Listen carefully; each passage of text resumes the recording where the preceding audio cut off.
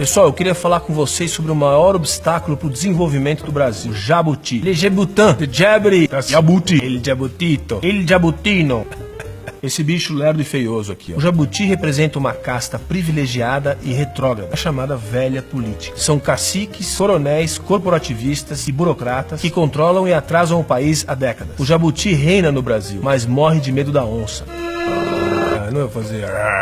E para entender direito quem é a onça nessa terra de jabutis, o melhor exemplo vem do Segundo Reinado, em meados do século XIX. Na época o Brasil tinha menos de 10 milhões de habitantes e era uma sociedade agrária e escravocrata. O nome da onça? Irineu Evangelista de Souza. Mas você deve ter ouvido falar nele como Barão de Mauá. Quando tinha 9 anos, o jovem Irineu veio para o Rio de Janeiro, fugindo dos conflitos da fronteira gaúcha com o Uruguai. Na capital do Império, começou trabalhando para o importador escocês, no comércio de secos e molhados. Autodidata, aprendeu contabilidade em inglês, além de se aperfeiçoar na negociação comercial. Olha só alguns feitos do Irineu ainda jovem. Fundou o primeiro estaleiro e construiu a primeira ferrovia do país. Explorou com seus barcos a vapor a região amazônica. Instalou a iluminação pública a gás no Rio de Janeiro. Fundou o Banco do Brasil. Era um banco privado. Conectou a Europa ao Brasil com um cabo telegráfico submarino. Europa, Brasil! Imagina isso em 1875, passar um cabo de telégrafo pelo Oceano Atlântico. Só isso. Não foi à toa que ele ganhou do imperador os títulos de Barão e Visconde de Mauá. Pessoal, a gente está falando de um mega empreendedor, uma super onça.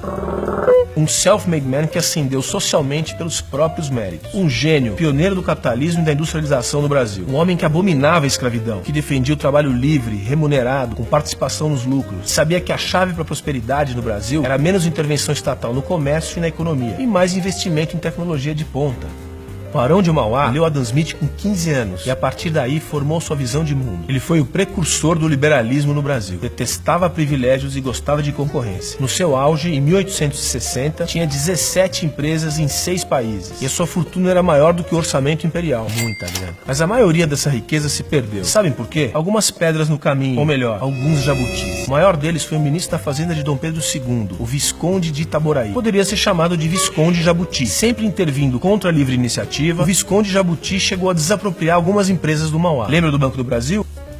Sem falar nas sabotagens criminosas e nas campanhas de difamação. De ataque em ataque, o Visconde de Itaboraí queimou o filme do Mauá. Pintou ele como um novo rico fútil, um industrial interesseiro e imprudente e um inimigo dos bons costumes e do Brasil. Olha que piada. O empresário livre e empreendedor era o problema e não a solução. Alguém aí já viu esse filme?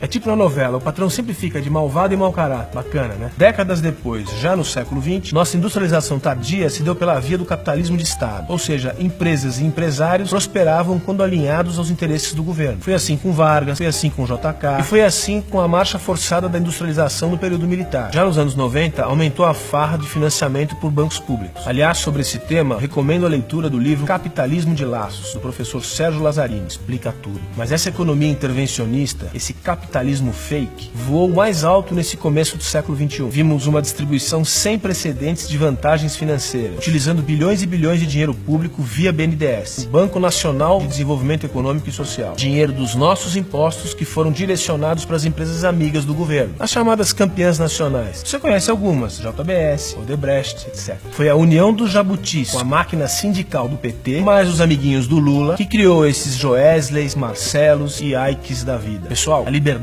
empreendedora sonhada pelo grande Irineu Evangelista há 150 anos ainda não é uma realidade. Nós ainda somos a terra dos favores e dos privilégios. E cabe a cada um de nós decidir se queremos mesmo um país estagnado, no passo do jabuti. 2018 tá logo aí. Será um momento decisivo para esses bichos cascudos. Eu acho que chegou a hora das verdadeiras onças beberem água.